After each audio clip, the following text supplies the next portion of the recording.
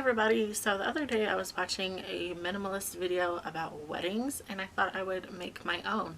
So click up here and you can go watch the video that I watched. She gave some really good tips and I am here to share my own. First tip, as a minimalist, I would expect that you're not into all the fluff of the wedding process, but if you are, that is okay too. You just really need to determine what you and your spouse's design is, what your theme is, what your goals are for the ceremony, and then sit down and create a budget, a realistic budget, and then turn it into a game and try and beat your budget as much as possible. It really is a lot of fun, actually. Now, determining on whether you are religious or not, or what your style is or not, is going to be a huge factor. Most of the time now, a lot of churches, temples, synagogues, what have you, they will charge a fee as well as do a bunch of counseling, and it just really interferes with your schedule and, working together as a couple. I really truly believe, unless you feel comfortable going to like a therapist or something, I really don't think premarital counseling is ideal. I don't see why it's someone else's business to determine if you're good for each other or not. So I just think that kind of complicates the situation and causes way more unnecessary stress for the two of you and what could already be a stressful time dealing with friends and families and tons of opinions, which is why the simpler the better. So if you are religious and you want a church or a religious place to get married, that is going to be a big cost. I would recommend going to a park or even the courthouse, something very simple, even a beautiful iconic landmark in your area or in another area. For instance, if you want to do like the whole elope thing, it's so much cheaper, so much more beautiful, and you get to be out in nature, which is something that a lot of minimalists, including myself, adore. You're also going to have your efficient fee, which is also just, a must, unless you have a friend or family member do it online and then they can marry you themselves, which is really more beautiful and more meaningful if you think about it. So my number one tip is to know your goals, know your theme, know your style, and work within your means. There's no need to go into debt or do anything crazy. You're getting married. This is supposed to be the best time of your life, so don't go into debt. My second tip of advice is to get as many contacts as you can and use whatever people around you, use them for their talents. That could also be their wedding gift to you, which saves them money. So all around, it's a good deal. When I first got married in 2006, I was 18 years old and I was working 15 hours a week. Back then, only $6 an hour. So I was really scrimping and saving to make this wedding ceremony possible. So here are some of the things that I did. We were both religious at the time, so we got married in a church. And the church I actually grew up going to my whole life, so I was able to get that for free. We had a friend who was an ordained minister marry us. My gown and accessories at the time, before I had that job, I was working at a bridal shop. So I was able to get a lot of good deals. And even though I didn't love the dress that I had, it was still a really good deal and it looked fairly good. So, that's what I had to do at the time. All of my girls bought their own dresses and all of the guys bought their own tuxes. And with the tux, we had a deal where if so many guys bought their tux, that the groom got his free. So that really helped us out a ton too. I had met a woman who worked at a salon, so she offered as her wedding gift to me to do mine and my girls' hair and makeup. But to save on time, I think we ended up pretty much all of us doing our own makeup and she just did our hair. I also had a friend make our wedding cake and it was beautiful. She did an amazing job and it tasted phenomenal. So we did a buffet style at the reception and we went to a store called GFS, which is kind of like Sam's Club, only it's like open to the public. So I got like I think I got like a ham and a turkey and a roast beef, I think. And then we just had it shaved and we did like sandwiches and pasta, beans. My grandma made sausage balls, weenies, and barbecue sauce. Like we did like the works and it was phenomenal. Afterwards, we had so much food. The shopping carts, like the flatbed carts at Lowe's and places like that? They took out 2 of just food and drinks afterwards. I couldn't believe it.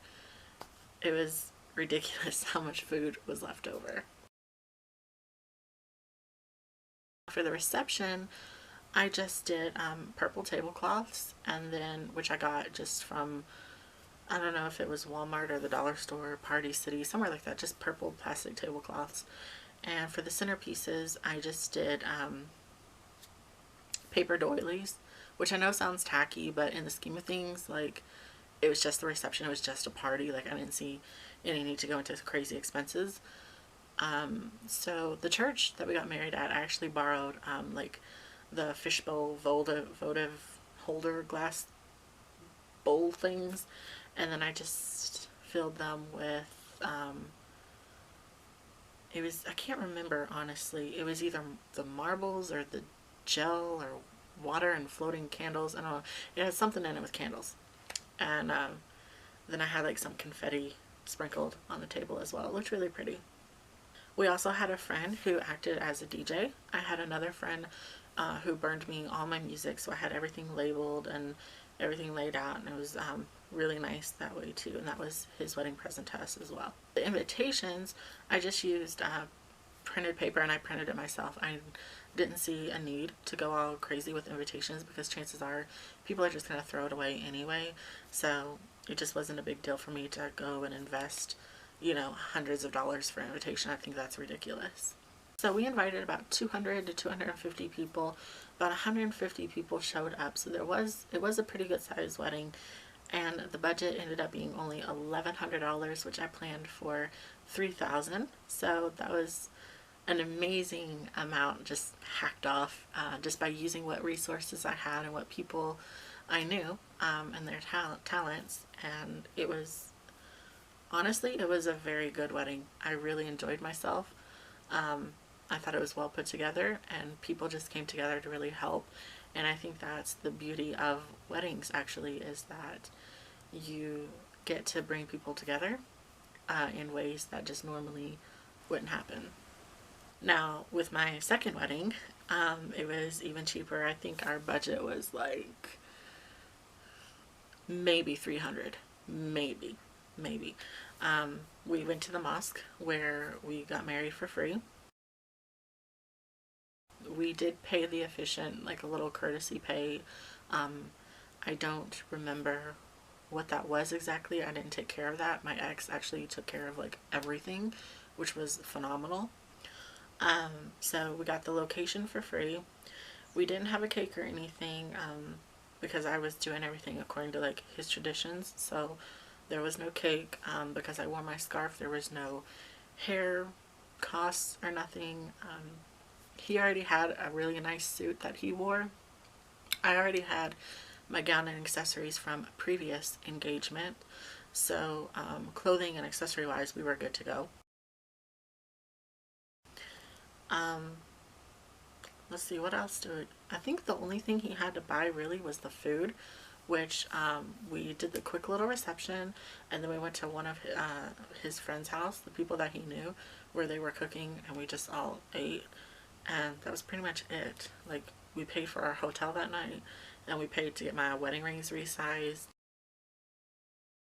and then the food, of course, like the marriage license, and we paid the officiant a little bit, and that was it. And it was nice. But afterwards, we noticed that a lot of the people who came to our wedding were really only interested in the wedding and not us really as people or making relationships or anything. So we both agreed afterwards, looking back, that we would have rather just, you know, done a quick ceremony and then just went out to a restaurant with the people we were closest to at that time, which was like 4 people total. So I really think it just depends on the couple. It depends on what you're doing. For me personally, I don't want to get married again. If I was to do anything in the future though, I would want to do like some kind of commitment ceremony where like get like unlawfully married. And just me and him and a photographer, videographer out in the woods by a creek, or eloping somewhere beautiful like Niagara Falls or something, and just keep it ultra simple, you know, just ultra simple. I would want a good video and good pictures, But I think at the end of the day, it just boils down to the man and the woman coming together, loving each other, and making that special commitment. And it's nice to have people around you to witness that and to bring everybody together, like I said earlier, in a way that you normally wouldn't be able to bring everybody together. But I think at the end of the day, the most important thing is the couple. And I think that the more private the ceremony or that day in general, the better off and the more special it is. Not to mention friendlier on the wallet. So that just gives you even more of a way to buy better quality things, to really invest into your relationship. Like, I would much rather go on a trip and elope than to pay for invitations and food. Like, that just makes more sense to me. Anyway, I hope these tips have helped you. If you guys have any other questions or need any other advice, please let me know. I did study to be a wedding planner for a little while, and I really do love putting together weddings and parties and stuff like that. That's one of my passions. So yeah, if you have any questions, just let me know in the comments, and I will see you guys next time.